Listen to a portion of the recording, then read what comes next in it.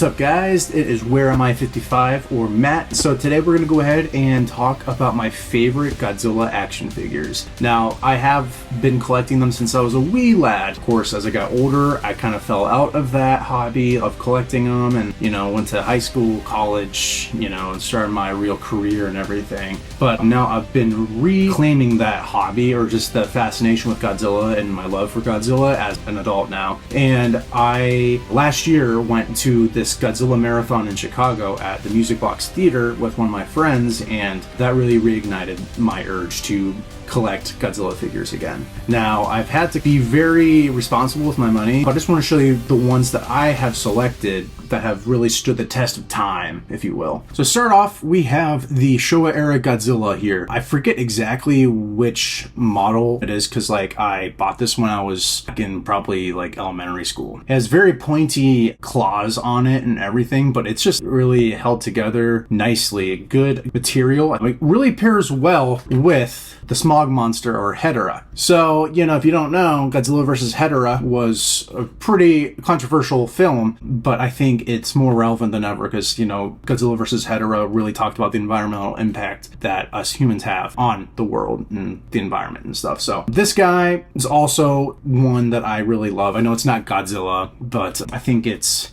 nice to bring up that these two go really well together, and this is a variant. Smog Monster is actually more of a grayish goo, so this is more of a goldish goo, and I dig it, So these two, same kind of design as in the film. All right, next up, we're gonna go ahead and jump a few decades, or a decade.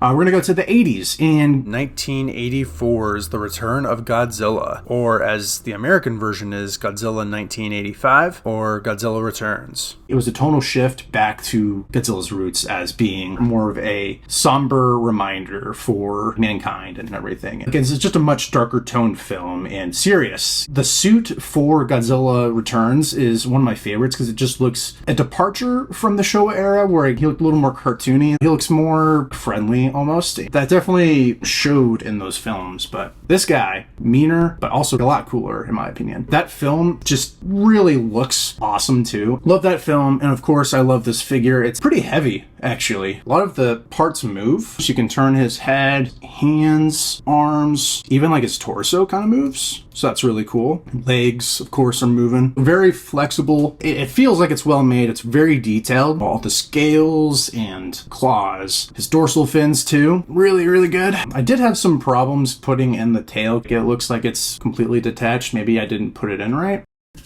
Now we're going to go to 1991. Now, Godzilla vs. King Ghidorah in 1991 was one of the first Godzilla films that I had ever seen. It only makes sense that when I was at the Godzilla Marathon last year, I saw this figure and I had to jump on it. So this is one of the original manufacturing models from the original toy releases back in the 90s. This is a Bandai figure that's hard vinyl, and I dig it. You can really appreciate the details of the eyes. I wish I could read Japanese because I could give you more information through the tag, but so this one's really iconic for me. I just love the pose. It's a nice shiny figure, really detailed, and it feels nice to hold. His dorsal fins, how they start up here, it's very accurate to the film. I like the more silver tones in the dorsal fins and everything like that. Yeah, so this one, and he's very big. In canon, these are the same Godzillas. If you watch the film Godzilla vs. King Ghidorah, it is trippy, and it is not everyone's cup of tea, but that third act, man, one of my favorite third acts in a Godzilla movie. Just freaking awesome kaiju battle. The practical effects, the sets, the miniatures were astounding, and just the moment of Godzilla coming back was really hypnotic for me as a kid. It's almost like fate in this film that he exists, and I thought that was really deep. My love for filmmaking really stems from Godzilla, and I owe it all to Godzilla vs. King Ghidorah for that, or a good majority of it. I remember back in the day picking it up with my parents from Blockbuster. They fell asleep, but I was glued to the screen. Next up, we have the Bandai Burning Godzilla from the 1995 film Godzilla vs. Destroya, but it is Bandai from 2002. It is light. It does have some movement in it, but much less than some other ones. His dorsal fins look so nice here. That's what my eye is drawn to the most. Yeah, it's a little smaller than the other Heisei figure that I have.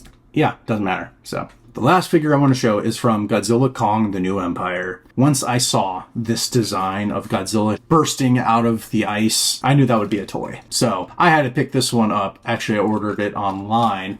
Couldn't really find it anywhere. And it's also a Bandai figure. The pink just does a lot for me. It goes a long way. I love the sleekness of this design. We've never gotten a pink Godzilla. It's not a normal thing. So I like it. It's nice. So yeah, those are my favorites. Oh, wait a minute. Wait, what is that? You saw this? Okay, so this is a Bandai figure from the 1993 Godzilla film, Godzilla vs. Space Godzilla. Story about this one. I got this last year. Actually, I got it earlier this year. I stumbled into like this card game store, and they didn't have many figures or comics. I was with some friends, and we're just kind of walking through. I bolted in here, and I saw this on one of the shelves for sale, and I'm like, I mean, that looks so nice. I mean, the spikes or the crystals look so sharp. It is very beautifully crafted. Very nice paint job all over. This is very polished. Like, it's just a nice coat of paint. I love the color design of Space Godzilla here. Bandai never misses. It's from 2024 from that release. So I've been keeping him up here a lot, just kind of chilling. Looks really nice, and yeah. So I think the tallest one out of all these, though, is still the 1991 version. There's a big difference, and size doesn't always matter. These are about the same size right here. Maybe we'll see Space Godzilla and Godzilla Kong Supernova, but I personally hope it is Gigan. It's another Bandai figure, and this is from the Final Wars film back in 2004. I can talk about that film later. If I had to choose between Space Godzilla and Gigan, but I'd be happy if we got both. All right, I'm not going to complain. Seeing two badass kaiju on screen again, you really can't go wrong. All right, guys, if you've made it this far in the video, thank you, number one. And number two, if you have a favorite version of Godzilla, let me know in the comments below. Yeah, I will see you guys in the next video. I have a lot more game content coming out. I have some reviews coming out for Uncharted 4 and then also for Jedi Survivor. And I am going to be working on some more Godzilla content, but I want to keep it kind of diverse. And of course, I'll be doing more Spider-Man videos always. So thank you guys again, and I'll see you in the next one.